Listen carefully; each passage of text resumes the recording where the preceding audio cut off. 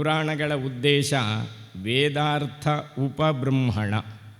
ವೇದದ ಅರ್ಥಗಳನ್ನು ವಿಸ್ತಾರವಾಗಿ ತಿಳಿಸುವುದು ಪುರಾಣಗಳ ಉದ್ದೇಶ.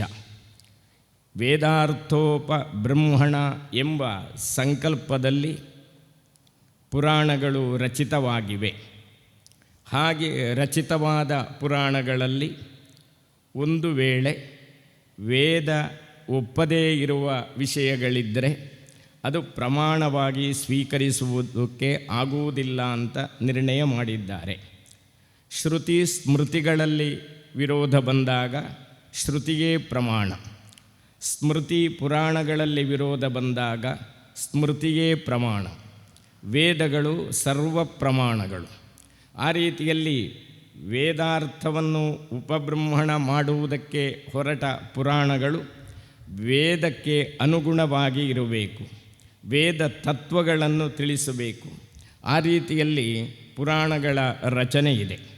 18 ಮಹಾಪುರಾಣಗಳು, 18 ಉಪಪುರಾಣಗಳು. ಮಹಾಪುರಾಣಗಳ ಒಟ್ಟು ಶ್ಲೋಕ ಸಂಖ್ಯೆ 4 ಲಕ್ಷ. ಎಲ್ಲ ಪುರಾಣಗಳ ಶ್ಲೋಕಗಳನ್ನು ಸೇರಿಸಿದರೆ 4 ಲಕ್ಷ ಶ್ಲೋಕಗಳು 18 ಮಹಾಪುರಾಣಗಳಲ್ಲಿವೆ.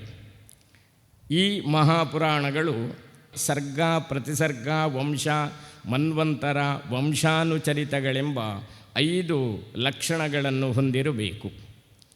ಈ ಲಕ್ಷಣಗಳ ವಿವರಣೆಗಳೆಲ್ಲ ವೇದಗಳಿಗೆ ಅನುಗುಣವಾಗಿ ಇರಬೇಕು. ಆದ್ದರಿಂದ ಆರ್ಷ ಪರಂಪರೆಯಲ್ಲಿ ಪರಮ ಪ್ರಮಾಣವಾಗಿರುವುದು ವೇದಗಳು. ವೇದಗಳಲ್ಲಿ ಹೇಳಿದ ವಿಷಯ ವಿಮರ್ಶೆ ಮಾಡಬಹುದು, ಪ್ರಶ್ನೆ ಮಾಡುವ ಹಾಗೆ ಇಲ್ಲ. ಅದು ಪ್ರಶ್ನಾತೀತವಾದಂತಹ ನಿರ್ಣಯ. ಯಾವ ರೀತಿಯಲ್ಲಿ ನಮಗೆ ವ್ಯವಹಾರದಲ್ಲಿ ಸಂವಿಧಾನ ಪ್ರಶ್ನಾತೀತವಾಗಿದೆಯೋ ಅದೇ ರೀತಿ ಧಾರ್ಮಿಕ ವಿಚಾರದಲ್ಲಿ ವೇದಗಳು ಪರಮ ಪ್ರಮಾಣಗಳು. ವೇದಗಳಲ್ಲಿ ಹೇಳಿದೆ ಈ ವಿಷಯ ಎಂಬುದಾಗಿ ತಿಳಿಸಿದ ತಕ್ಷಣ ವಾದ ನಿಲ್ಲಬೇಕು. ಆ ರೀತಿಯಲ್ಲಿ ಶ್ರುತಿ ಪ್ರಮಾಣಕ್ಕೆ ಪರಮ ಪ್ರಾಮಾಣ್ಯವನ್ನು ಕೊಟ್ಟಿದ್ದಾರೆ. ನಮಗೆ ಪ್ರಮಾಣಗಳು ಪ್ರತ್ಯಕ್ಷ ಪ್ರಮಾಣ, ಅನುಮಾನ ಪ್ರಮಾಣ, ಉಪಮಾನ ಪ್ರಮಾಣ, ಶಬ್ದ ಪ್ರಮಾಣಗಳೆಂಬ 4 ಪ್ರಮಾಣಗಳಿವೆ. ಆಮೇಲೆ ಬೇರೆ ಬೇರೆ ಪ್ರಮಾಣಗಳನ್ನು ಹೇಳುತ್ತಾರೆ. ಇದು 4 ಪ್ರಮಾಣಗಳು ಅತ್ಯಂತ ಪ್ರಸಿದ್ಧ ಮತ್ತು ಅಗತ್ಯ. ಅದರಲ್ಲಿ ಶಬ್ದ ಪ್ರಮಾಣ ಎನ್ನುವುದು ಆಪ್ತವಾಕ್ಯಂ ಶಬ್ದ ಎನ್ನುವುದು ಒಂದು, ಶ್ರೌತ ಶಬ್ದ ವೇದ ವಾಕ್ಯ ಎನ್ನುವುದು ಇನ್ನೊಂದು. ಆ ರೀತಿಯಲ್ಲಿ ಪರಮ ಪ್ರಮಾಣವಾಗಿರುವ ವೇದಗಳ ಸರಳವಾದ ನಿರೂಪಣೆ ಎನ್ನುವುದು ಪುರಾಣಗಳ ಸ್ವರೂಪ. ವೇದಗಳಲ್ಲಿ ಅನೇಕ ವಿಚಾರಗಳು ಬಂದಿರುತ್ತವೆ, ಅನೇಕ ವೇದಗಳಿವೆ, ಅನೇಕ ಗ್ರಂಥಗಳು ವೇದಗಳು ಲುಪ್ತವಾಗಿ ಹೋಗಿವೆ, ಅಧ್ಯಯನದಲ್ಲಿ ಇಲ್ಲದೇ ಇದ್ದದ್ರಿಂದ ಲುಪ್ತವಾಗಿದೆ. ಅಂತಹ ವೇದಗಳನ್ನು ಋಗ್ವೇದ, ಯಜುರ್ವೇದ, ಸಾಮವೇದ, ಅಥರ್ವವೇದ ಎಂಬುದಾಗಿ ವಿಭಾಗಿಸಿದ ಹಾಗೆಯೇ ಪ್ರತಿಯೊಂದು ಶಾಖೆಯಲ್ಲೂ ಸಂಹಿತ, ಬ್ರಾಹ್ಮಣ, ಉಪನಿಷತ್ತು, ಆರಣ್ಯಕ, ಉಪನಿಷತ್ತು.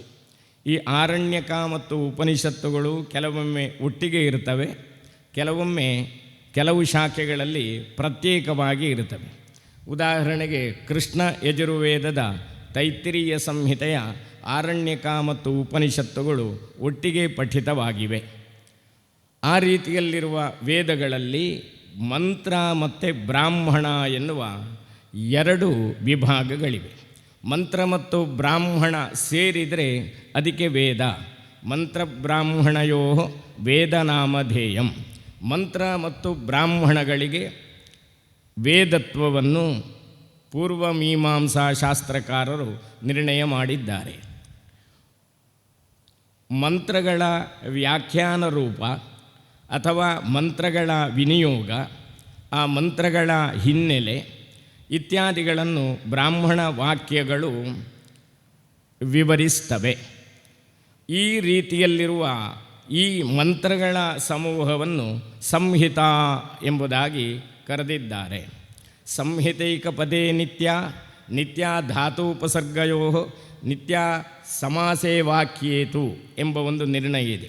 ಸಂಹಿತ ಅಂದರೆ ಪದಸನ್ನಿಕರ್ಷ ಸಂಹಿತ, ಪದಗಳು ವ್ಯವಧಾನ ಇಲ್ಲದೆ ಹತ್ತಿರ ಇರುವುದು, ಇದು ಸಂಹಿತೆಯ ಲಕ್ಷಣ. ಪದಗಳು ವ್ಯವಧಾನವಿಲ್ಲದೆ ಹತ್ತಿರ ಇರುವುದು ಎನ್ನುವಲ್ಲಿಯೇ ಪದದ ವ್ಯವಸ್ಥೆ ಒಂದಿದೆ ಅಂತ ನಮಗೆ ಗೊತ್ತಾಗ್ತದೆ. ಆದ್ದರಿಂದ ಮಂತ್ರಗಳಿಗೆ ಸಂಹಿತಾ ರೂಪ, ಅನಂತರ ಪದದ ರೂಪ. ಸಂಹಿತೆಯಲ್ಲಿರುವಂತಹ ಸಂಹಿತಾ ವಾಕ್ಯಾಂತರ್ಗತವಾಗಿರುವ ಅಥವಾ ಸಂಹಿತಾ ಮಂತ್ರಾಂತರ್ಗತವಾಗಿರುವ ಪದಗಳನ್ನು ಪ್ರತ್ಯೇಕವಾಗಿ ತೋರಿಸುವ ವಿಧಾನವನ್ನು ಪದಪಾಠ ಎಂಬುದಾಗಿ ಕರೆಯುತ್ತಾರೆ.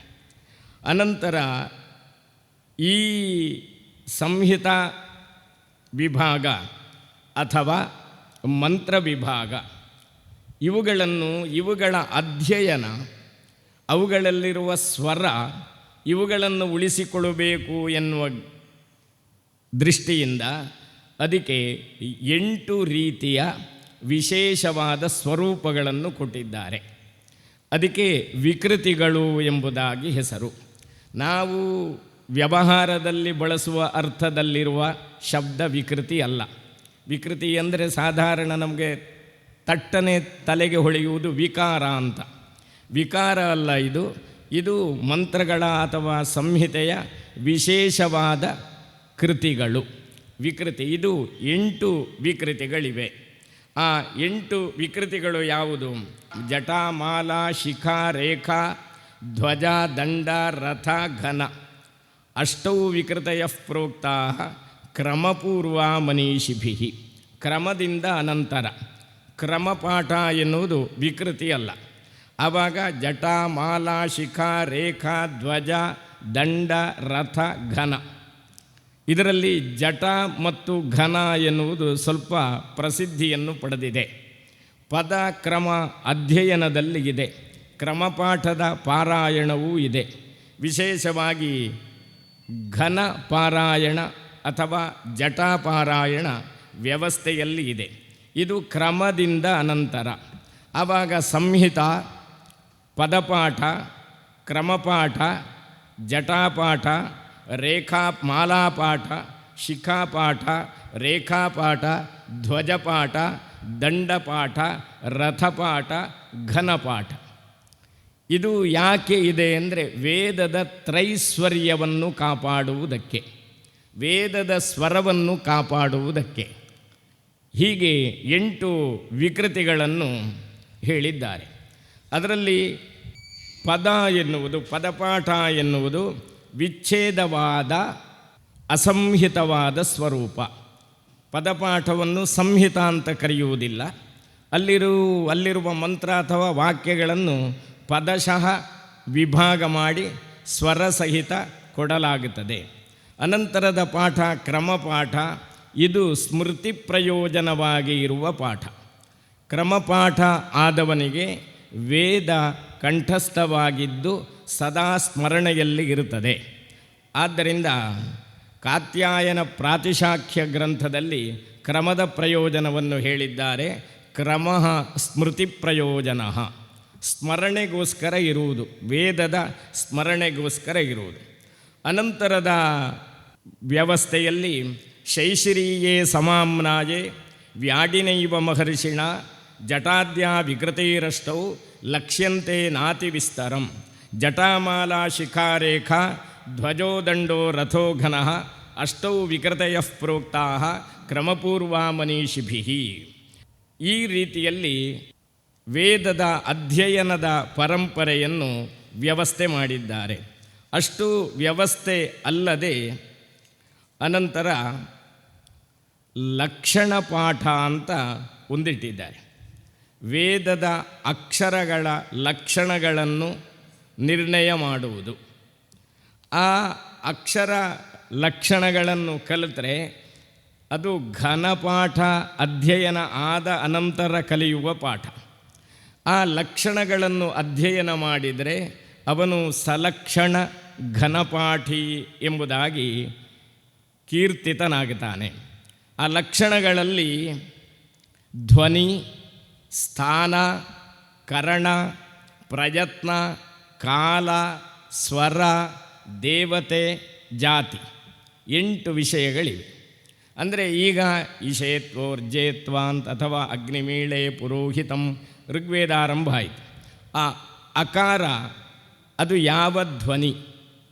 ಆ ಅಕಾರ ನಮ್ಮ ಬಾಯಿಯಲ್ಲಿ ಎಲ್ಲಿ ಹುಟ್ಟುತ್ತದೆ? ಅಕಾರದ ಧ್ವನಿ ಯಾವುದು? ಅಕಾರದ ಸ್ಥಾನ ಯಾವುದು? ಆಮೇಲೆ ಅಕಾರ ಯಾವ ಸ್ಥಾನದಿಂದ ಹೊರಡುತ್ತದೆ? ಅಕಾರವನ್ನು ಉಚ್ಚರಿಸುವುದಕ್ಕೆ ನಾವು ಬಾಯಿಯಲ್ಲಿ ಏನು ಪ್ರಯತ್ನವನ್ನು ಪಡಬೇಕು?